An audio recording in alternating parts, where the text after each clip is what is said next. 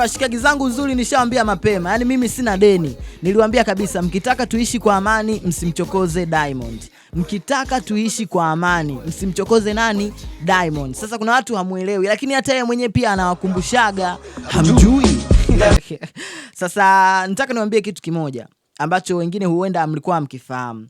Diamond ana uwezo wa kufanya kitu chochote muda wowote akiamua. Ana uwezo wa kufanya kitu chochote wakati wowote akiamua. Ndio hichi ambacho kimetokea. Imagine wimbo wa Happy, I'm so happy today, bado tishio kwenye nchi. Sijui mnaelewa, lakini ameachia wimbo wengine unaitwa Joy. Tena this time around ni collaboration. Amemshirikisha Juma Jux. Imagine. Jamani, yani Diamond ni kama Arsenal. Diamond ni kama Arsenal. Ukimkela EPL utakutana naye FA anakubamiza. Ukimkela Carabao Cup utakutana naye Champions League anakubamiza.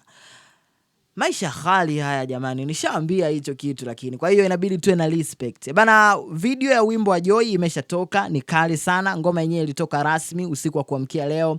Amemshirikisha Juma Jux. Na kama nilivyowaambia, hii tunaiweka kwenye zile linki, kwenye linki ya zile ngoma Global Anthem. Ni ngoma kali sana yenye mashairi matamu ya kuchezeka, una enjoy. Tumetoka kwenye Happy, this time around tumeingia kwenye Joy.